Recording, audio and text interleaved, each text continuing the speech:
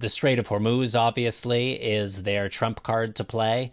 But if they had an American pilot in their captivity, that would be a major, major bit of leverage for them. Hey, everybody. Welcome to Here's the Scoop from NBC News. I'm Yasmin Vasugian.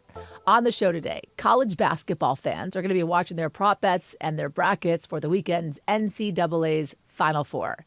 But what toll is the rise of gambling taking on student athletes? We're going to get into that. Up first, though, we are starting with the war in Iran. A U.S. official says one F-15 crew member has been rescued, and the search for a second is currently underway after a fighter jet went down over Iran. The two-seater aircraft appears to have been shot down by the Iranian military. The news is coming on the heels of a Truth Social post by President Trump showing the destruction of an Iranian bridge that connects Tehran and Karaj, with a warning that the real campaign on Iranian infrastructure has not even started. And the Iranian foreign minister is speaking out, saying that these strikes are not going to move the needle of their defiance. Overnight, we saw more strikes in Israel and reported hits on a Kuwaiti oil refinery. President Trump and Defense Secretary Pete Hegseth say they have things under control. But the reality on the ground is starting to make people wonder if Iran's military is actually sturdier than the United States is letting on. So I want to bring in now NBC News foreign correspondent Raf Sanchez, who's on the ground for us in Qatar. Hey, Raf. Hey, Yasmin. Let's talk about the breaking news, which is the downing of this F-15 fighter jet that went down inside of Iran. 2 pilots inside. What do we know? So this is obviously a developing situation, but we know that this aircraft seems to have gone down in southern Iran in a pretty mountainous area where there are a lot of nomadic tribes. Iranian authorities immediately putting the word out that it was an enormous priority for them to capture these 2 pilots, and they started offering these tribes rewards of around $60,000 to anyone who was able to bring the pilots in. They said capturing them alive is the priority. Now, as we're recording, the U.S. military has safely recovered one of those pilots, according to U.S. officials. We don't know the fate of the other one.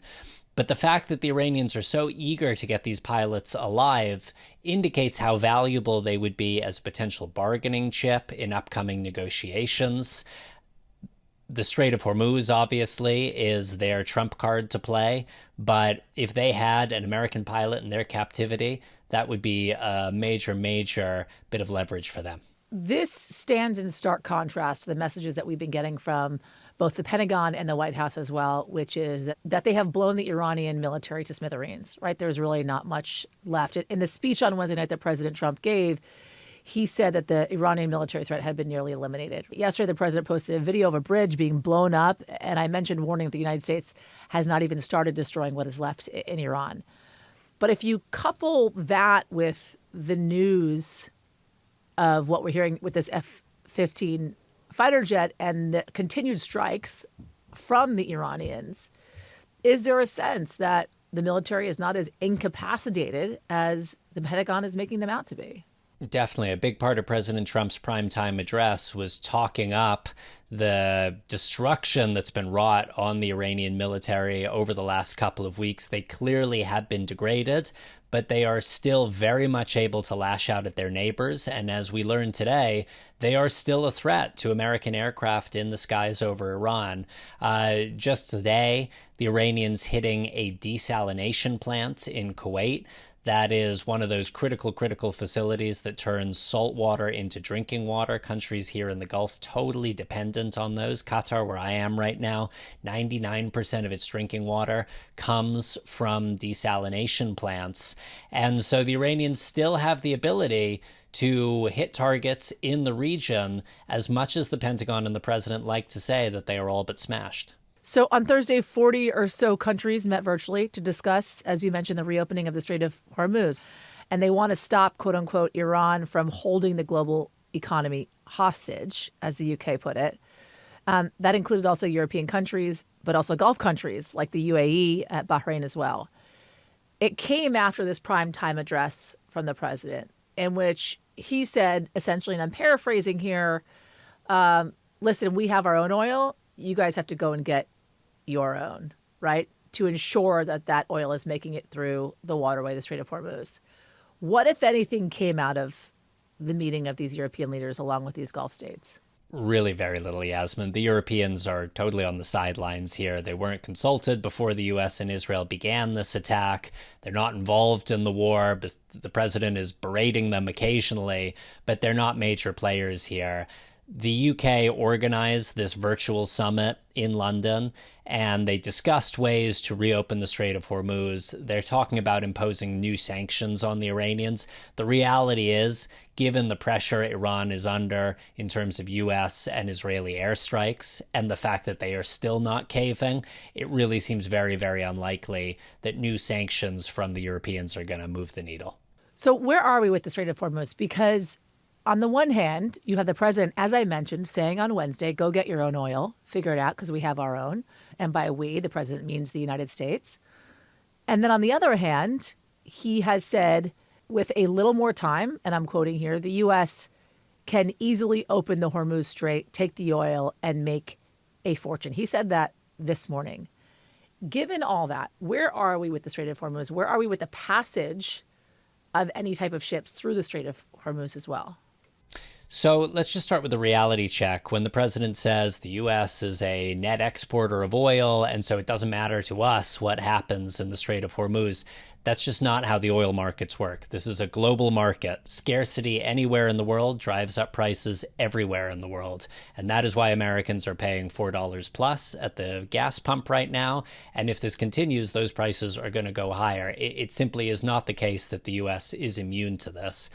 In terms of explaining where we are now with the Strait of Hormuz, it's kind of helpful to explain where we were before the war. Before the war, about 110 ships going through every day, and they're sailing through the middle of the strait, through Omani waters and then through Iranian waters. Now you have most days fewer than 10 ships are passing through, right? So 10% or less of the daily traffic. And the overwhelming majority of those, from what we can see in maritime data, are taking this new route where they are being forced into Iran's territorial waters to hug Iran's southern coast, forced to sail through a series of islands controlled by the Revolutionary Guard. And this system is being called the Tehran toll booth.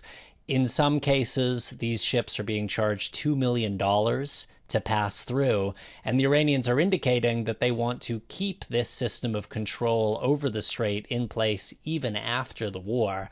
One of the most astonishing lines from the president during his primetime address was he said the Strait of Hormuz will just open up naturally when the war is finished, like it was some kind of plant that's going to open up its petals to the sunlight or something.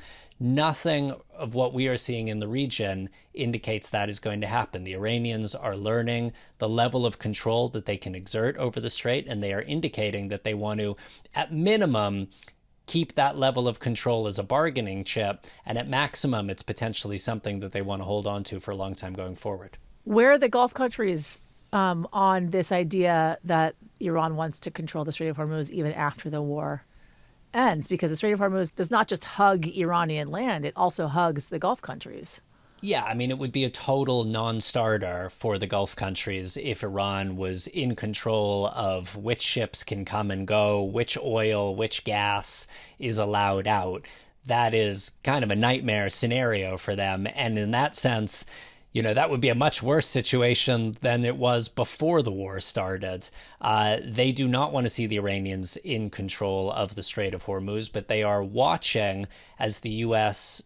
and Israel militarily don't seem able to get the strait back open again. And so it is looking more and more like this is a question that's going to have to be settled at the negotiating table. Is there a sense of what ships are actually able to get through the Strait of Hormuz? And I ask that because, for instance, I know that a French ship, for instance, was able to pass through the Strait of Hormuz. Are the Iranians being discerning about who they're allowing through, even if they are, in fact, paying? French President Emmanuel Macron has been in touch with the Iranians during this war. Many of the European countries have said they will not help the United States because they did not start this war. Is that at all being taken into account according to our reporting as to who is being able to pass through? Yeah, who is being able to pass through seems to be a reflection of, on the one hand, Iranian diplomacy, and on the other hand, kind of this ad hoc system being run by the Revolutionary Guard. So we've seen some ships linked to China going through. China is a major partner for the Iranians. We've seen some ships going to Pakistan going through.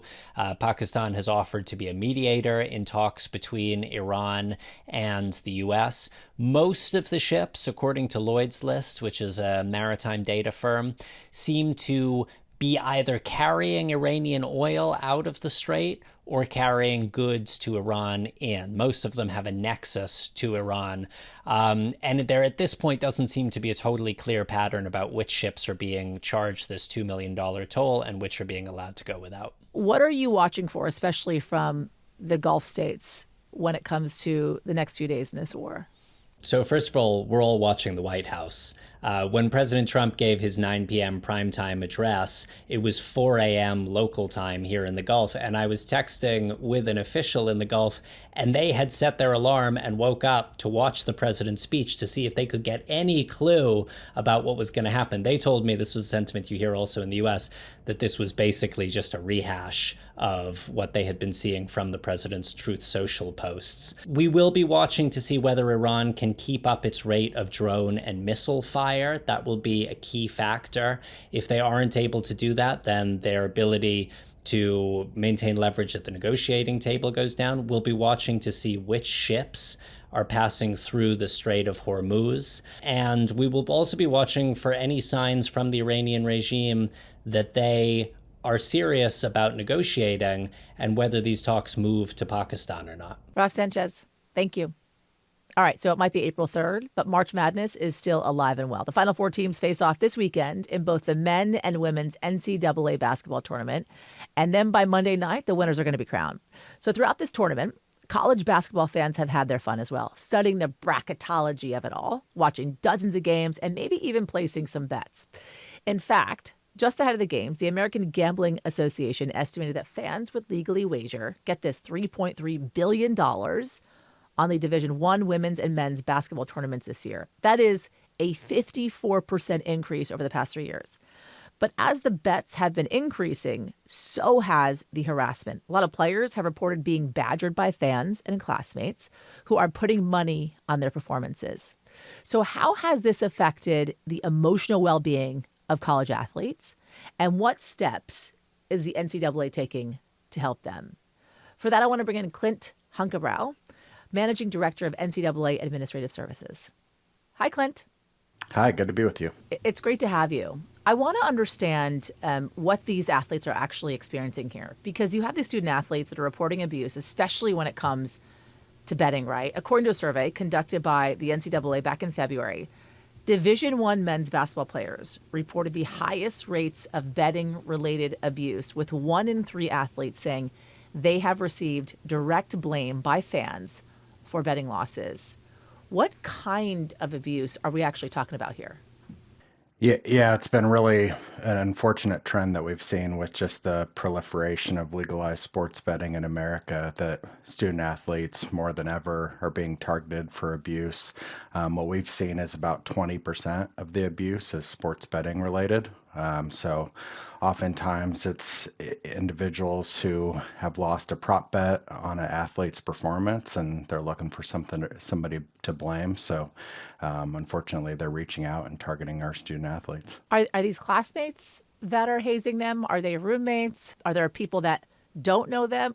Who's doing this, and how are they doing it? Yeah, I think to some extent we see it happening on campus where student athletes are in classes with students, or they're going to the dining hall or wherever and hearing some of this chatter. But more so, I think you unfortunately just have the folks who are hiding behind a keyboard that are on social media platforms, from X to Instagram to Venmo, reaching out to student athletes. A lot of it happens via direct message, and angry bettors harassing them on those platforms. In fact, what we've seen is about 90% of the abuse they face is on social media platforms instead of more in-person type abuse. You say that it's having an impact on their mental health. How is that presenting?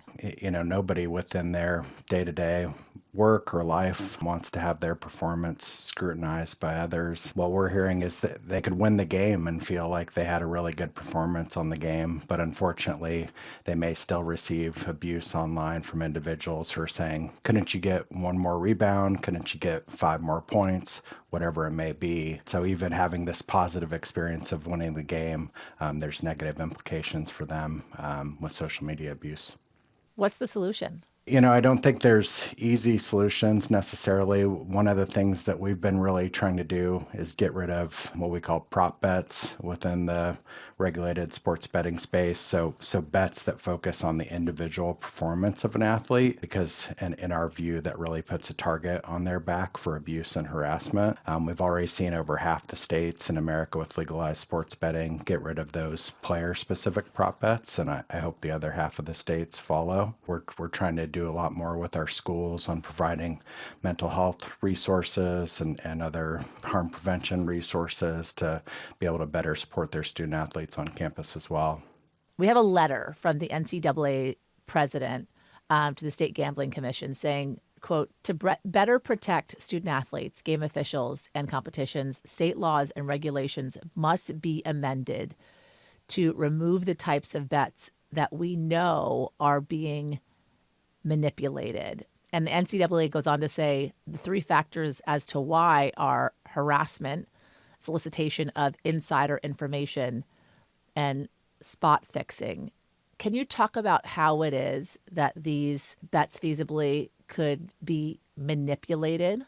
Yeah, I think, more traditional betting markets focus on the overall outcome of the competition, who's going to win or lose, how many points are they going to win or lose by. When you get into these individualized prop bets, it's focused on one aspect of the competition, just one individual competitor's performance, or even just a part of the contest, how many points in the first half versus the second half, and things of that nature. So the more you break different betting markets down into these sort of microscopic chunks, the easier it gets to be able to fix just a part of a contest instead of a whole contest.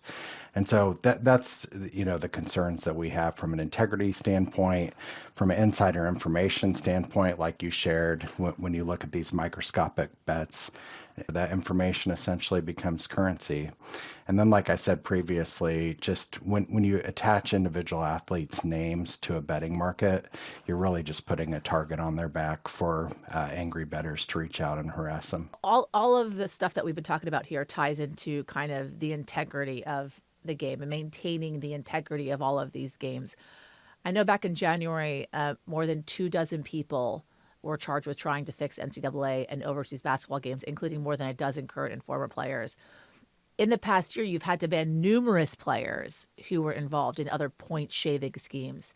In November, though, the NCAA voted to ban athletes and athletic department staff from betting on professional sports, reversing course on a rule change that would have permitted those bets. How are you monitoring all of this? And are these indictments just kind of the tip of the iceberg, especially as you see the industry growing when it comes to betting, not shrinking? Yeah, so as far as the federal indictments that came out, we work with integrity monitoring services that really monitor every collegiate competition that has betting markets around it. And that's over 23,000 competitions per year. And so what an integrity monitoring service will do for us is basically look for suspicious betting activity, strange line movements that are unexplainable, or somebody that normally bets $100 a contest is now betting $100,000 in a contest.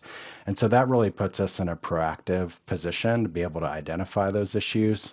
As far as the tip of the iceberg piece, we actually feel really good about where we're at currently. Certainly there's been those situations that were all manifested out of regular season basketball competitions last basketball year.